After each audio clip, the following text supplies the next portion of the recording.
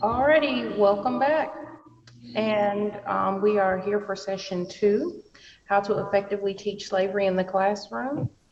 It's a panel discussion moderated by Jared Woods and featuring Harley White, Antoine Patrick, and Drew Gardner. Um, Reminder to turn off your video and to hide non-video participants by clicking the 3 dots there at the top corner of your screen. And also this time we do have the new live transcript option if you want closed captioning. And also don't forget to sign in for session 2.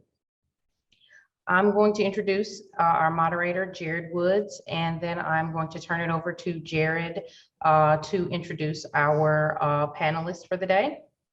So Jared is a writer, educator, and PhD candidate. He's also a literary influencer from Natchez, Mississippi, where he was born and raised. And he survives on an unwavering passion to ignite a passion for reading in youth as an educator. And he exists as a living testimony to the power of shared stories and knowing oneself. He is the owner and creator of ablackmanreading.com and the Instagram blog at ablackmanreading.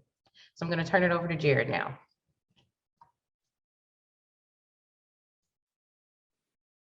Hey, can everyone hear me good? All right, man, that made me sound very intelligent, Stephanie. I appreciate it. How's everyone doing? Everyone doing okay? Show me some thumbs. Okay, good. Well, we are going to jump right in. We also have Harley White, who is also an educator at Hattiesburg High School with me. He's been teaching. Harley, how long have you been teaching? This is my 5th year there. Yeah. He's a vet now. And then we have Antoine Patrick, who is an administrator, if I'm correct, at a school in Holmes County. All good? That's correct. Principal at Holmes County Central High School. Yes, sir. Awesome. And Drew Gardner, who I understand is a graduate student and has taught, I believe, grades 3 through 7. Are you currently still teaching, Drew? I am. I'm still in the classroom. Awesome. Okay. Well, I'm going to put my slideshow up and we will get this party rolling. Let's see, share screen. Boom. Okay. So is that showing up for everyone? Good. So this is the 36th Social Studies Teachers Workshop, and we are highlighting how to teach slavery, Reconstruction, and civil rights in terms of time, space, and truth in the classroom. Because I think, of course, we know all 3 of these categories are, linked together inextricably. And there we go. And so one of the first things I kind of want to talk about is I've been teaching high school for about 7 years. I've taught English and African American studies exclusively, and I've noticed a deep disconnect in my students' understanding of history in these 3 terms. I was reading the 1619 Project earlier this week and noticed that inside that text, this was an issue across the nation. A 2018 report by the Southern Poverty Law Center called Teaching Hard History found that in 2017, just 8% of US high school seniors named slavery as the central cause of the Civil War, and less than 1/3 knew that it had taken a constitutional amendment to actually abolish it. I would wager that an even smaller amount would know of Lincoln's propensity for colonization over American freedom as well. One of the issues I think that deepens this chasm is the fact that not only do most Americans not have a deeper understanding of all the factors, and as you'll see, I have these, I have the amendments, the Civil Rights Act, the 14th Amendment, 15th, and Civil Rights Act here, showing some of the ones that we are more familiar with, and I have the other ones up top juxtaposed, partus sequitur, that which is brought forth follows the belly. 1682 Virginia House of Burgess makes interracial marriage illegal. The maybe more known Fugitive Slave Act, and then the Emancipation Proclamation with the provisions for colonization in it. And so what I want to do is center ways that we can get some of those less known things in the classrooms and clear up some of those misconceptions about where things lay in terms of time and location. And so in recognizing that, one of the issues has been that even educators struggle with the basic facts of history. Another SPLC study found a bare majority felt competent enough to teach slavery. And I've even noticed this in some PLCs that me and Mr. White have had, where some of our white colleagues have asked to be sure that they wouldn't be necessarily stepping on the wrong toes or approaching this without, proper care and possibly sensitivity to the type of students they teach. And so the simple truth is that we all don't know enough about it, and it affects all of us together. And so, okay. And so I think to suggest that the assertion that we explore these racial power dynamics and class dynamics in classrooms is important. I think it to not support the exploration would be detrimental. And so my question would then be, how then do we ensure that we tell the stories we're ashamed of, and the stories that the governor also alluded to in where I pulled that quote from, the stories that show the good that the country has done in the same breath, so that students know the details of when and how they relate to the where, and are as close to the moving truth as can be. And we will get started after that. Let me see how I stop sharing. Good. And I can see my chat. Good. All right. So one of the first things I want to kind of just open out to the panel, and anyone can kind of respond to this one, is how do we kind of start the process of bridging the gap of time, place, and truth? Because I've had students tell me that slavery was 50 years ago. I've had students, I live in Hattiesburg, who don't know who Vernon Dahmer is. And then also, how do we get students to know that history is a constant construction?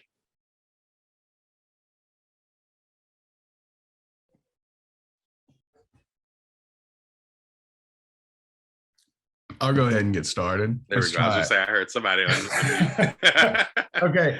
So one of the things when we talk about truth as like a moving target, what is the truth? What are the concepts of these, the concepts that go into the truths?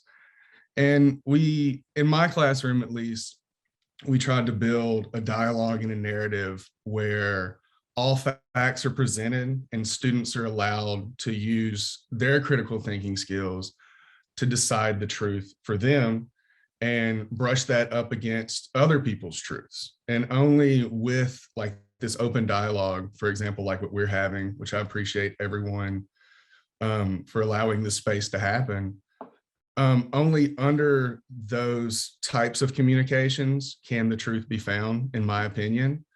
And being in a place like Mississippi, as far as the location goes, not to like say the cliche, but I always come back to the point, there are other places when they study things like slavery, when they study things like the civil rights movement and the fallout of all of these things, they have to talk about Mississippi, and our perspectives and our students' perspectives are very unique in that sense, to where our location allows us to find more of a common truth. You know what I'm saying? Absolutely. Yeah. I think the biggest thing is, as educators, as teachers, you have to take your never address an issue as a personal issue, not a personal issue, as not facts. Students will always ask you, what's your opinion? So y'all be mindful, especially with the issue of slavery and Reconstruction, never to address it as your opinion, but address it as facts. So when you get beyond those opinions, now you can have an intellectual dialogue between your students, where you force your students, not necessarily from your standpoint, but ask students to do research, guide them a little. But there are so much resources out there that you want students to come back with. And now, which side of the argument, you're on, it's hardly said, whether you the debate whether states' rights or slavery. You know, there are actually books out there that talks about different things. So, you know, as an educator, I must say this first and foremost, you got to read, not the students absolutely. first, but you have to read books and essays. And so you can yourself prove yourself worthy, so you can answer those questions or direct those questions. To not necessarily answer the question, but get them to start thinking about what's the truth, what's the facts. Yeah, because when we had those few PLCs where that was a concern, right? It was one of the most important things was anticipating the questioning, right? And so it requires a deep level of understanding of the content before you put it in front of them, right? Where you can look at it from, like you said, all sides, whether you fall on a more of a liberal end of the spectrum or a more conservative end of the spectrum, you might get questions from both sides, depending on a myriad of things. And you have to kind of be able to, like you said, not necessarily give your opinion, but kind of guide it with the resources that you have. I definitely agree with that. And I am saying your name Don't correct, dismiss right? either side either. Whether Yeah, however far-fetched society, never completely dismiss it, and hear the arguments from the students why they feel that way, why they think that way. absolutely. Go ahead, Yeah, Joe. yeah. I just wanted to kind of add to what Antoine was saying, especially as we look at our students. Obviously, our goal is not to indoctrinate them to project exactly what we think, but to teach them how to think for themselves. And like Antoine was saying, going to those sources of books. Another way to even go a step further that I love to do with my students is to take them to the primary sources. Books are excellent. They give you, but they also give you a secondary opinion. There's a reason why they're secondary sources, but they're crafted from the origin, from those primary sources, taking them to kind of the fountainhead and letting them read. If we're talking about slavery, we need to read the Cornerstone speech. We need to go to the Mississippi Secession papers. Like, we need to go to those early fountains and let them decide. And there's some incredible resources out there to help them learn how to think, that we don't have to say, this is exactly what you need to think. We can give them all of the beautiful information that's out there and let them start to parse together. Because if we just simply tell them how to think, we're really not doing them a service, because as they get older, they're only going to regurgitate what they hear and not be critical thinkers. And it's educators, like, that's our goal. Like, we want them to be able essentially to educate themselves. And if we kind of don't do that and don't equip them, then in some ways I think we failed. And so I love kind of what Antoine was saying, taking them to those sources and let them learn how to answer those questions themselves. Absolutely. I think I'm paraphrasing here, Absolutely. but I think it was James Baldwin who said something about how the goal of education is not to tell a student what to think, but to present them with the facts and allow them to think for themselves. And I think that must resonate with us as educators as we approach it with our colleagues and with our students. There's a Absolutely. I Absolutely. do this. This is exciting. I do this every year, and I go to, there's an NEH.gov, National Endowment Humanities.gov. Every year they have different professional developments for teachers. Now it's a win-win situation. Let me explain, because they pay you to read and to discuss and dialogue. So every year they I think slavery and the Constitution this year, Reconstruction in South Carolina, talks about the civil rights movement, I believe, in Alabama and in Atlanta, in Mobile, I believe. So there are a lot, and they pay you, let me say this again, teachers, they pay you to actually read and to attend and that's where I received a lot of my knowledge, because they give you primary, they give you books, so those things are definitely helpful, because I choose those workshops based on my passion.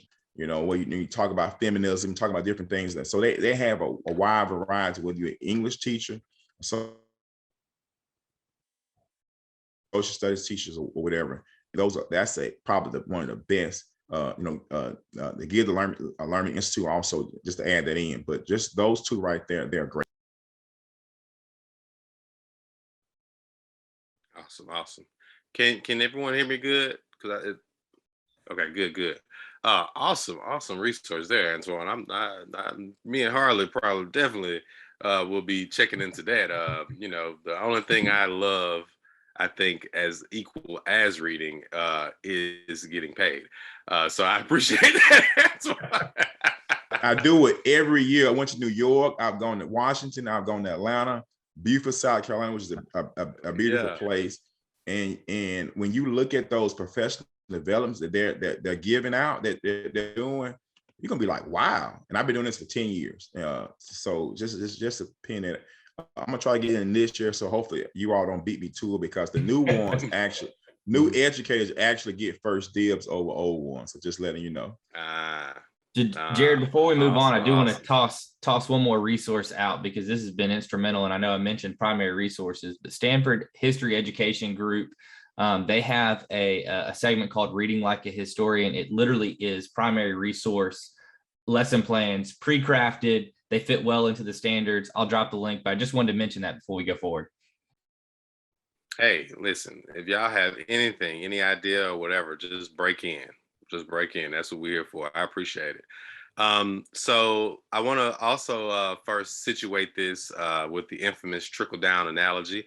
Since we do have Antoine here, we'll start with the administrator first, who, as I mentioned earlier, is principal at Holmes County Consolidated School District, is how you say the whole name. I want to ask you a question about history, specifically slavery and Reconstruction, and how those two things occupy the minds of the students you serve in terms of time, place, and truth.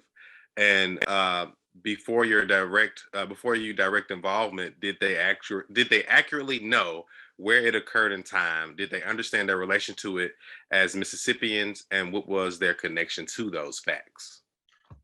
I think I'm speaking for.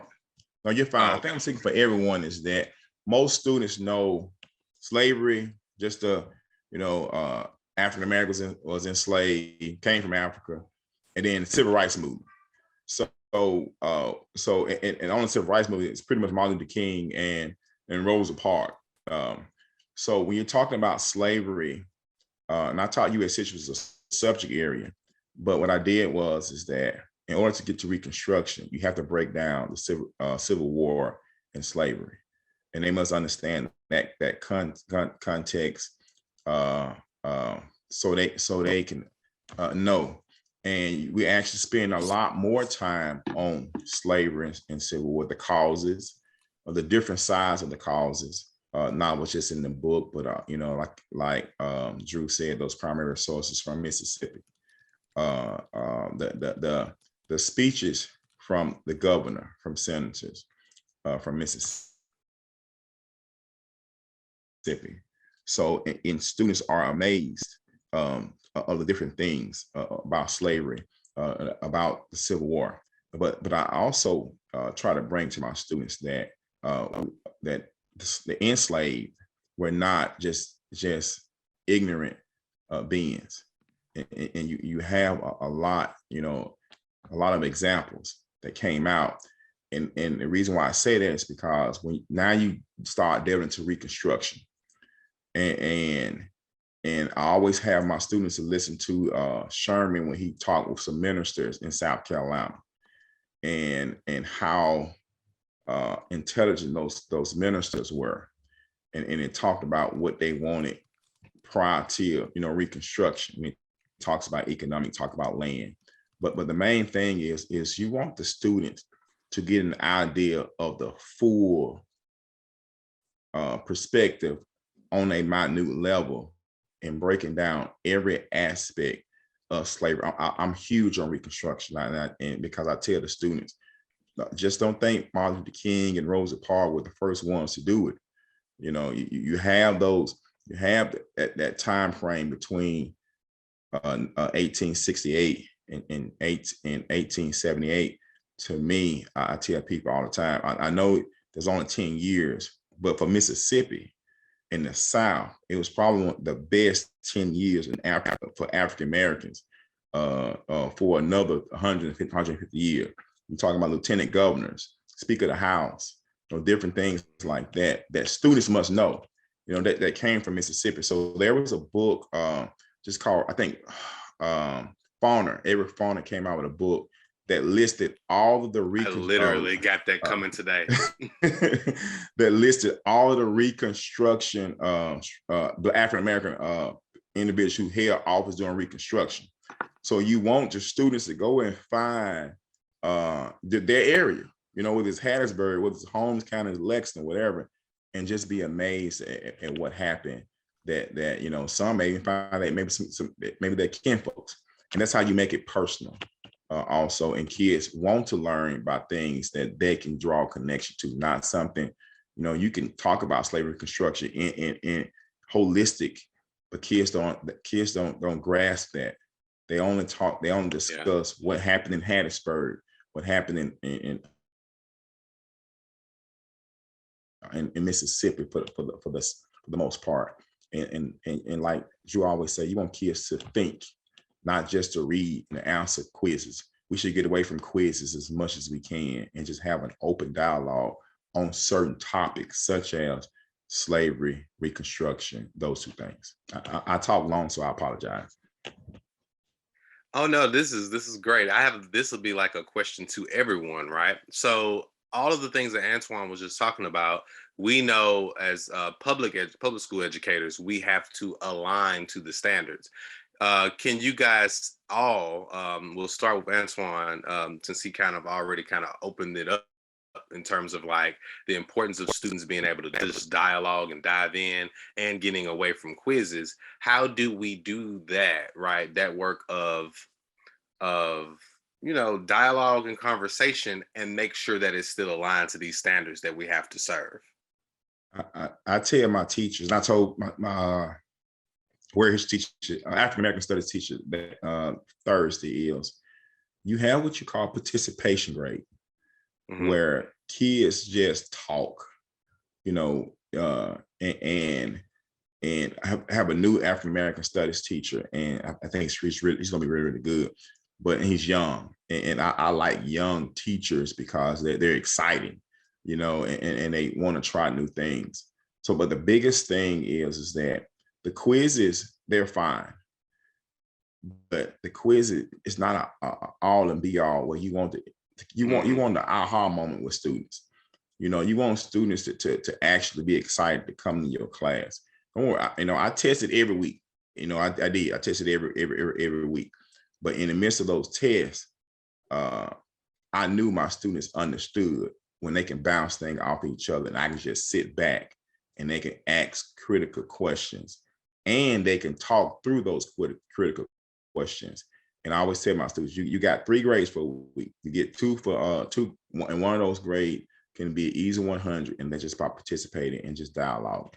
And kids like an easy 100. I can tell you that much. Man, you are affirming me right now with you being administrator. I believe, Harley, you had something there?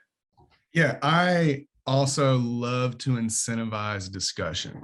When students can go back and forth in a classroom, that to me, as an educator, for what little time I've been an educator, if a student can express to you the goal that was expressed to them at the beginning of the day, if they can do that independently and also argue that point, then as far as I'm concerned, the standards can align, you can align standards to that because the standards are written as so to where they're open-ended.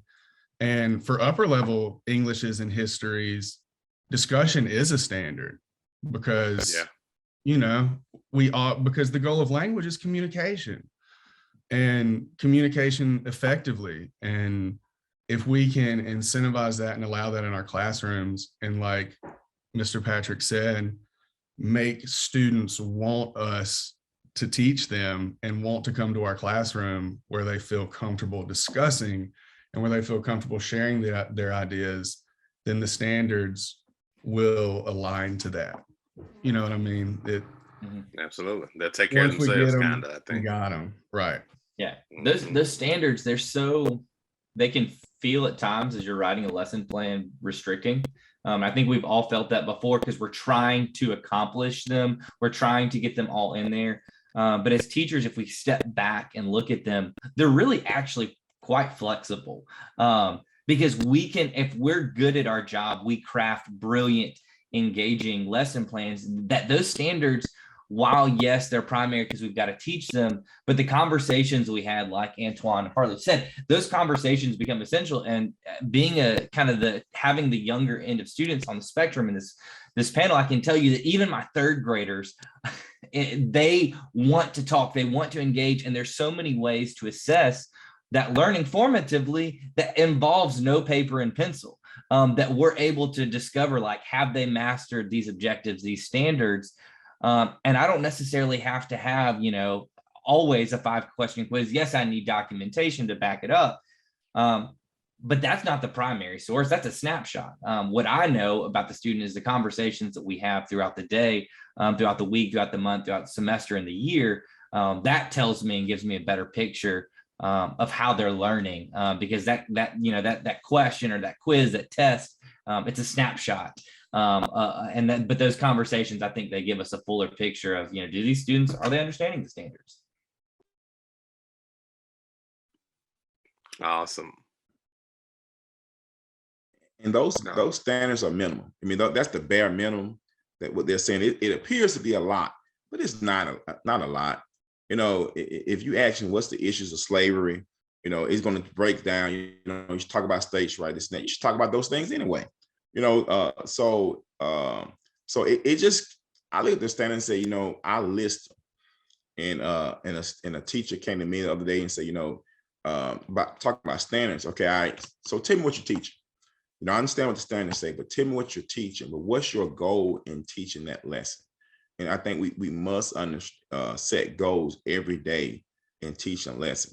And as a teacher, that gives you a point emphasis, not just the standard itself, but what do you want your students to know or to be able to comprehend and discuss at the end of the day of that class. So just want to throw that tidbit in. Okay. Let's see here. All right. So in terms of pedagogy, when you guys were in your higher ed classes, was there more of a push for content mastery on your end or strategies to disseminate information and alignment? Do you think we could benefit from a shift towards either in terms of teaching slavery and Reconstruction and or civil rights? Where do you think you need to be more in terms of those two spectrums?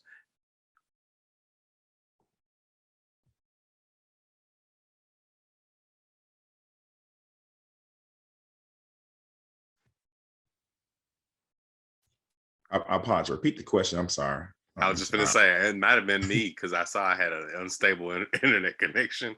So I was saying, in terms of like pedagogy, when you guys were in your higher ed classes to become a teacher, what would you say there was more of a push for content mastery on your end or strategies to disseminate information and alignment? And do you think we could benefit from a shift towards either of those two in terms of teaching slavery and Reconstruction with your experience in the classroom? Do we need to be more strategy aligned, or do we need to have more content mastery before we go into one of these discussions or classrooms? Both. Both. One without the other is almost null and void. You got to have the content, and I keep saying this far too often. We don't have the content. When we graduate from college, university, we stick to these books, and we don't go deeper.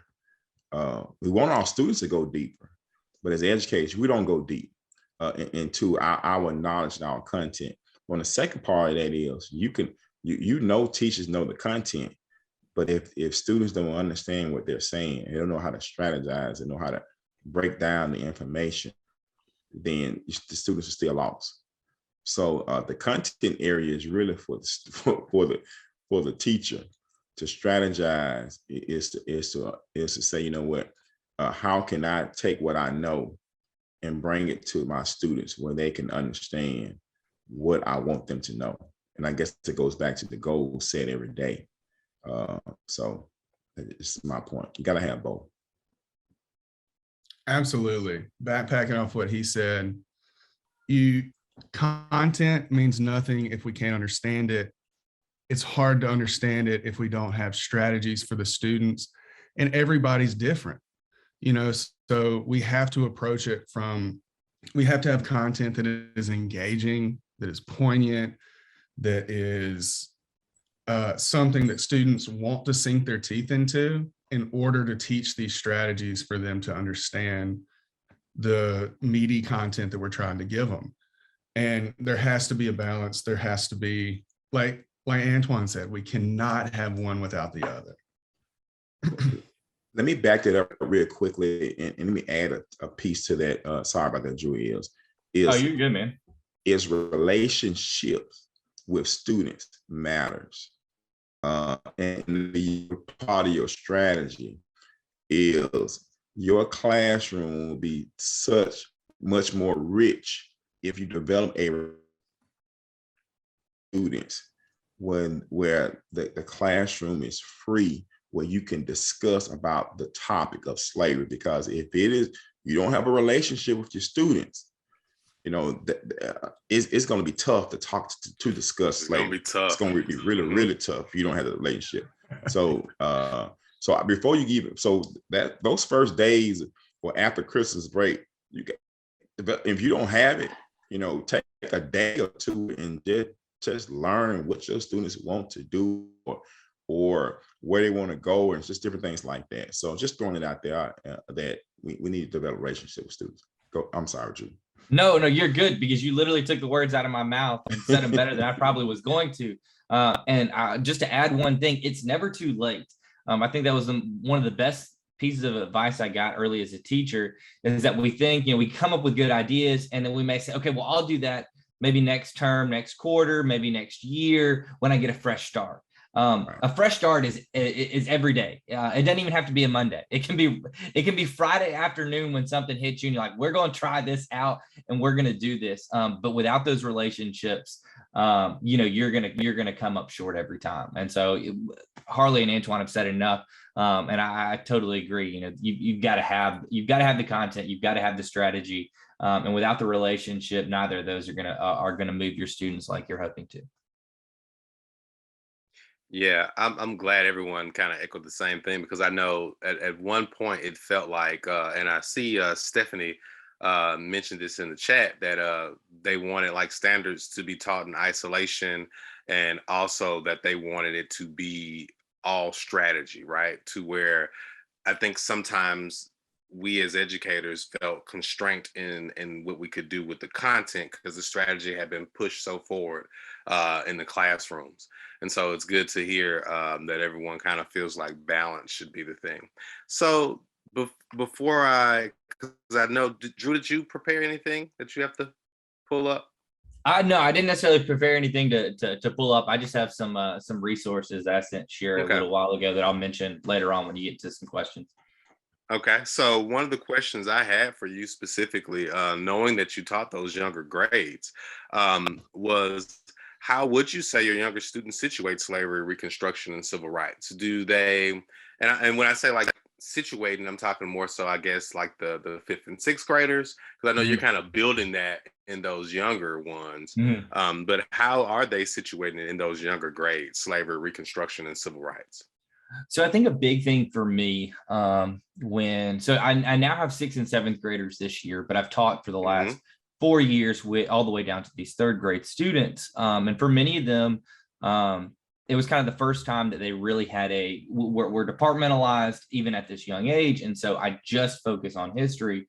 But for them, especially situating, most of my students I've discovered, they come in with this misconception as specifically at slavery as an identity, as the essence of African Americans in their history, on the North American continent.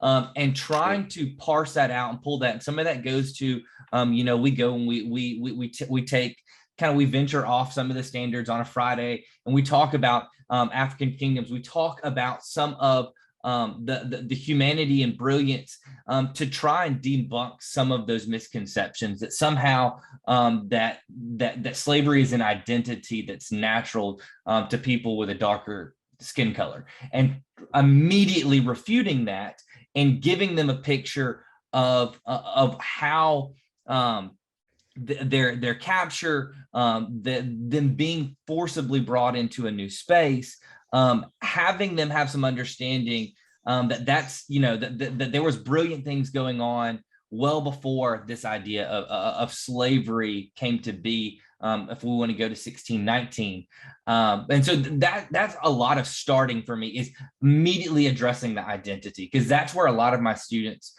will kind of get hung up in, and they'll struggle. But that also helps me as I jump into, as you look at the standards, third grade, you start to talk about some democracy and natural rights and the Constitution and some voting history, and it's all very kind of a gradual.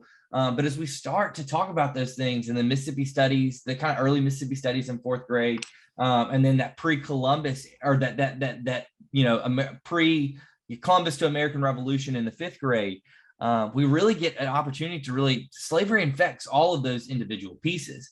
And so none of those things get taught without this conversation and backstory of giving a clear picture of identity that's not centered around the fact of enslavement as identity, but rather as a forcible condition impressed on them. And so giving some pictures for that, that kind of helps build into me being able to talk, when I jump into, if we're talking about Columbus, I'm able to let them, we jump into primary resources and we read his diary, and we talk about the way he talks about the Taino people and the way we can see the transition from native enslavement into African enslavement. Like, those transitions become easier, but it also makes it easier as we jump into eventually like civil rights down the road.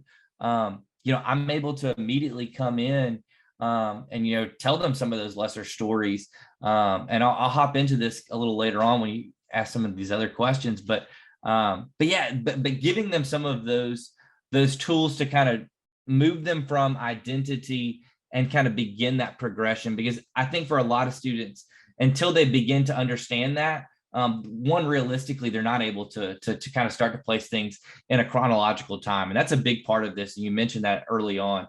And for my students, kind of beginning to start to organize those things has become incredibly helpful as I see them get older, that we can dive into some of the deeper discussions surrounding enslavement and Reconstruction, and then civil rights.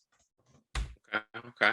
I wanted to give Harley some time to show some of the different things that he's used in his classroom in terms of the latter half, the civil rights. He does some transformative things with music. Harley, you should be able to share your screen if you want to take maybe 5 or 10 minutes to kind of breeze through that, and then we'll get ready to ask some closing questions. Sure. So before we get started with this,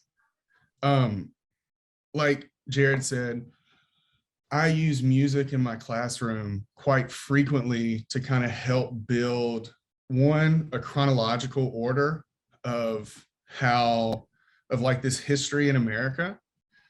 And two, let me just go ahead and pull this up. I use it as a tactic of relatability. We're able to kind of see things in a new light, because one of the things that I found with my students, like Drew was saying, is sometimes it's always like the concept of slavery is always flattened to an identity. It's always flattened to something that, because we don't have contact with these people as like conversationally, students and young people tend to flatten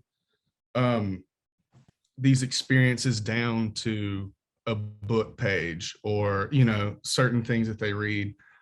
And so it allows me to do that. It allows me to allow for like a wider variety of identification for these people.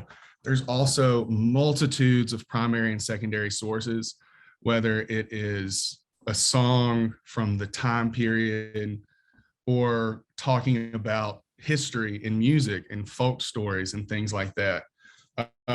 Also, a complete side note, having a record player in my classroom and handing students records to say, let's listen to this song, here are the lyrics. This is from early Jim Crow era. This is a blues singer from Mississippi. Let's talk about what he's trying to say and how can we examine those literary elements in the lyrics from things that we listen to today. You know, how do we string these things along? And that allows students to listen to a Blind Lemon Jefferson song that's called See That My Grave Is Kept Clean and relate it to an artist that they listen to today on the same themes of death and memory. Let's see, how do I get this going? There we go. So we'll just start thematically. And these are some examples of some records that I have used in my classroom.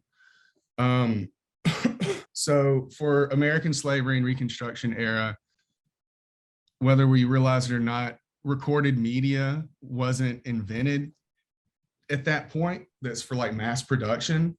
So many of these are secondary sources as far as the concept of slave songs and these things that we put in them. And so that can be used to explain and model things like oral histories, which I wasn't exposed to until I was a history major in college. That would have been great to have exposure to. Once again, we can study folk traditions, and it helps contextualize these people as multidimensional, resilient, beautiful, creative people when they're oftentimes compressed down to the oppression that they experienced, which it's all, you know, a multidimensional picture. And to keep going, so we are, you know, I don't take up too much time. With the early Jim Crow era, this is where recorded media technology really starts to pick up. You know, this is where records are becoming mass produced because of the technology. And field recordings and field records like the Jailhouse Blues that I have up here, which was actually put out by the Mississippi Department of Archives and History. And I just picked it up in the gift shop at the Civil Rights Museum. And I was so excited, you know, I was so excited to find it and to have such an interesting primary source to share with my students.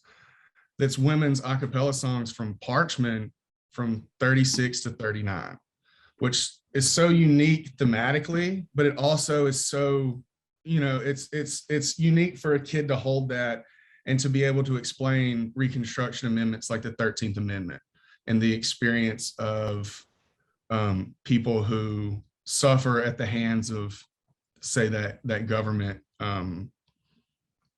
policy. And then we can also look at artists like Leadbelly, who is on the right here, who was a prisoner, who was pardoned by oral historians Alan Lomax and his brother, and, you know, whose experience is so unique to the American condition that we can take so much from. And it allows us, as like me as an English teacher, with our two sets of standards that are informational text and literary text, and kind of allow me and allow other teachers to kind of weave that into one thing, you know, to make, because oftentimes I felt like that, all right, this is literary day, or all right, this is informational day, where we're talking about with content and standard mastery, where you can kind of weave all of those things together uniquely with music. And then for late Jim Crow era, this is getting into students that are kind of in the canon of the students' minds, you know, that maybe grandparents or parents listen to. And it's really when the civil rights movement is allowed to get a mainstream voice. So now using records and using music as a resource allows students to connect slavery to the modern day through the voices of the people who are experiencing the time, which is one of the goals of using primary and secondary sources, you know. And that's where the moving target of truth is found to a degree. You know, we're presenting all of these things, and then the students are able to use their standard mastery to decide for themselves what is being said and the experience of these people and how we can learn about ourselves in our time through these historical contexts. and I'm going to be brief, but that's one way that I use music in my classroom. And it's so much fun because of the content, because of such a wide variety of resources for content, and everyone loves listening to music. There's always, you're not going to reach every student, but there's always at least someone who's like ears perk up when they hear it, and the domino effect of students, y'all know, you get one and then they get in, and when they buy in, another one's going to buy in, then another one's going to buy in. And we can really use these things that, like music, that everyone to some degree consumes, as a classroom tool to teach something that's really unique. And Mississippi is the birthplace of American music. So American history can be studied in such a unique way due to the location that these students are in. The first rock and roll riff, which is considered 100 to 140 BPMs, was recorded on Mobile Street in Hattiesburg, 2 blocks from the high school that me and Jared teach at. And if that doesn't tie at least one student to the location, then I don't know what will. Because we're teaching students who are generationally attached. You don't know what to do. You know what I mean? And like, oftentimes students see a disconnect between like recorded media and Mississippi. We're like, you can't do that in Mississippi. You got to go do it here, go there. And it's, even if it's just one student that feels empowered through that, then I think it's worth doing. You know what I mean? And I want to encourage everyone to, the Smithsonian has Folkway Recordings. It's the record label for the Smithsonian Institute. And you can just Google it, and it has endless amounts of resources for any thematic thing that you want to use, any location that you want to use. But Mississippi is such a wonderful place to be able to do that. And I want to encourage everyone, obviously not to use this solely, but to use music as a way to teach these things through a method that, these kids may not normally get. And I'm going to keep it at that. Looks like we need to tap you for a lesson study in PLC. Yes, looks like a good lesson study for next week. That sounds great. Yes. So for Drew, I wanted to hear a little bit more about some of those resources that you use specifically for situating those students and location as well as understanding of truth as a moving target. Could you tell us a little bit more about that? Because we have been talking about that a lot in terms of how things line up from those earlier grades to the middle grades to the high school grades, because with COVID, there's been some gaps, right? We have students who've essentially been out of school for 2 years, right? And so that foundation is much important in today's time, probably, than there's ever been. And so I did want to hear some more about the resources you use to do the same work that Harley's talking about. Absolutely. I am like I've mentioned, I think in every question I've answered, is primary resources. But one of the things I love to connect, especially getting into some of my older students, my younger students can have some understanding. But everybody, for the most part, I'm here in Jackson. Everybody knows the news station WLBT. And so one of the things I love to engage, especially as we're talking about civil rights, as we get into some of those older grades, is I love to use the FCC WLBT case and having some understanding and reading read the editorial that station general manager Fred Beard writes in response to Medgar Evers' NAACP letter, and going through even some of the small things like, the WLBT was the first TV station in the history of the United States to lose its FCC license. There's only been 2 in the history of the FCC. But that's a big deal because we can actually situate it directly within the context of the Jackson movement. We can situate it within the conversation of public desegregation. And there's so much information there because they can relate. They can go and turn on channel 3 when they get home from school at 3:30. They can go and they can explore that As a matter of fact, you can even go visit WLBT. And so I love for me to be able to situate, because that's something super recognizable. There are all kinds of different things, especially being in Jackson. I feel almost like I've got a slight advantage, but there's so much history throughout the whole state. It doesn't matter where you are. You can turn a corner and there's something. But I love to situate them and have some understanding that this was not that long ago, for them to begin to understand, especially as we start to talk even about things like desegregation. Jackson Public Schools are not going to desegregate until 1970. And giving them some context of understanding, okay, so like, what are some of the ripple effects? And even having some understanding of like, hey, some of the schools that are here around us in Jackson that are private schools, they were directly created in response to segregation. They're there, and it's not hard to find. And so I love to situate them in places where I can allow them to kind of just observe what's around them, in ways, providing the primary sources, especially those two letters, because they give this big picture. They give the immediate picture and the conversation and argument going on throughout the United States of this conversation of segregation being framed within the states' rights argument, the same argument that is made prior to in the Civil War in the 1860s. And so a lot of this conversation, those things we're able to talk about them. And even if we want to go a step further, we get to take those things and talk about them, about the conversation of states presently. You know, what do we do with things like the 10th Amendment?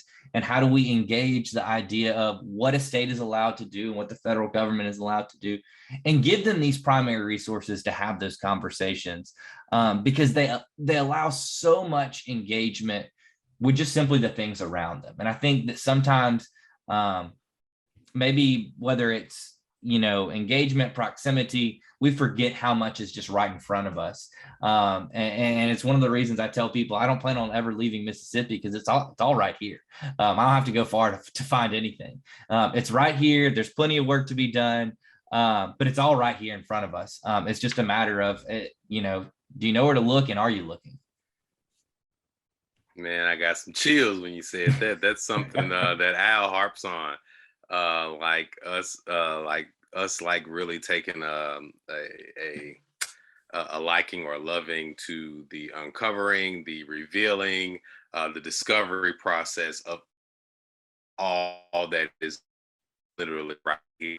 I wanted to also just, if you are just listening and hadn't checked out the chat, it's a bunch of resources being dropped in the chat from us, from the participants. It's really going down the chat. So if you have just been listening, please take some time to go through there and you know, enjoy some of those. Also, I saw a few hands. Did anyone have a question that they wanted to ask? I saw a few hands. I don't know if you were testing out the features or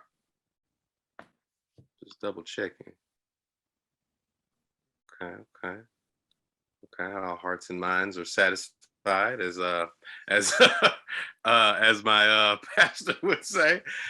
So Antoine, I wanted to ask you a closing question, because you took part in a documentary a little while ago, and I wanted to just kind of probe your thoughts on the importance of media like that in the classroom, because that documentary blew my mind, and just and what are the difficulties in getting that done in a school, right? Because me and Harley have done some work where we have students that want to participate in something like that, but we don't necessarily know the difficulties and what we have to do with administration to get something like that done. So the first half of the question would be, can you speak to the importance of mediums like that or media like that? And then what are the hoops that you kind of have to jump through to include the students in something like that?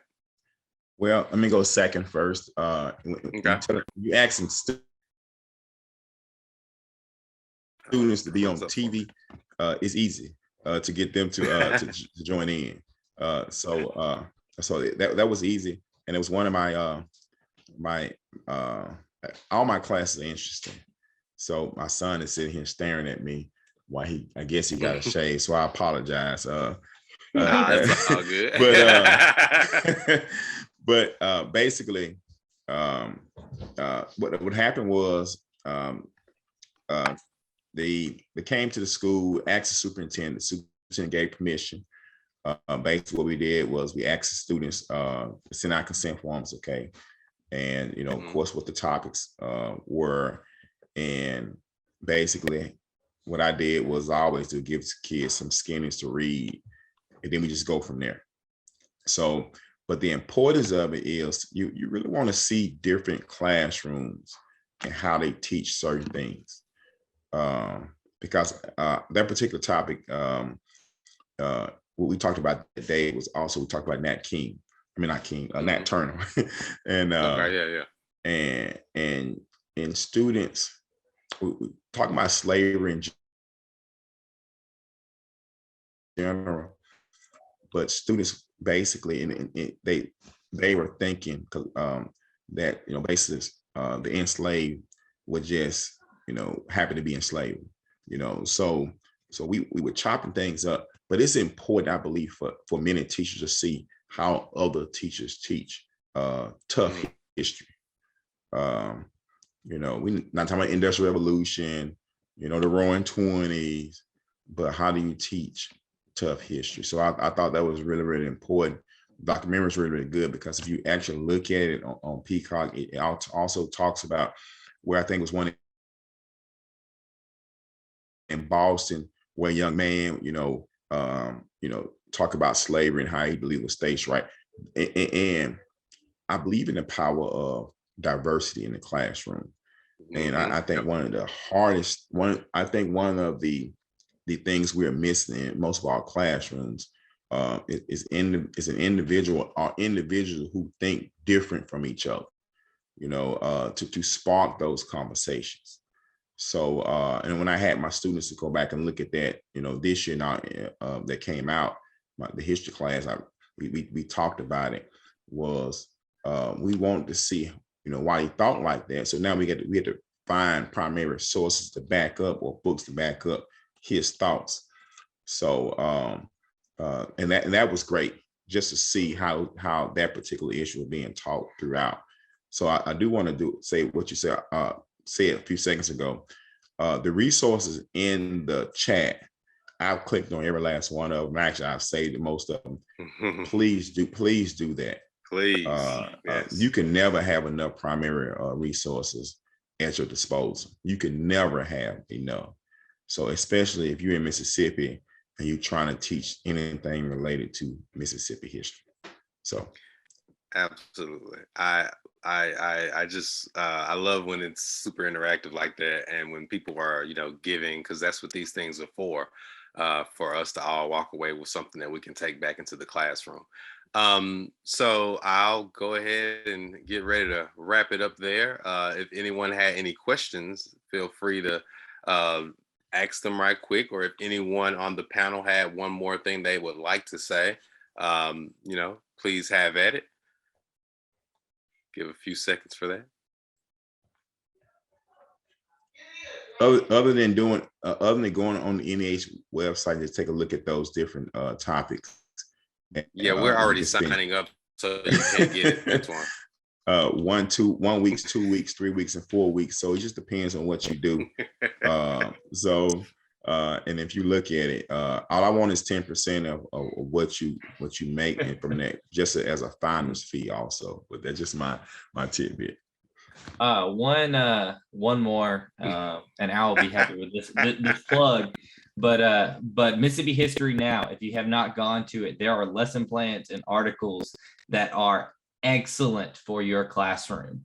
It is an incredible source. There are hundreds of articles, hundreds of lesson plans, and it is a beautiful new site. If you've been on it in years past, it's super hard to navigate. It is no longer hard to navigate. It looks wonderful, and so yeah, it is an excellent source for everything Mississippi. Yes. I just want to say thank you. Let's see. Okay, yeah, they are. Okay, good. I know that it is not too often that this kind of open dialogue gets to happen in a place like Mississippi, and it really is an honor, and it really is nice to be able to take part in this with all of you. And I want to thank you all for creating this space. And that's all I have.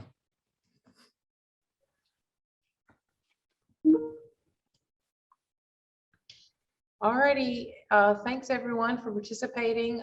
If we could have the panelists stay on for a moment after we close. We're gonna move on to a short break, and the next session is going to begin at 11:35. So thank you everyone for participating. Yay, cupcakes. And the link for the next session should be posted in the chat. And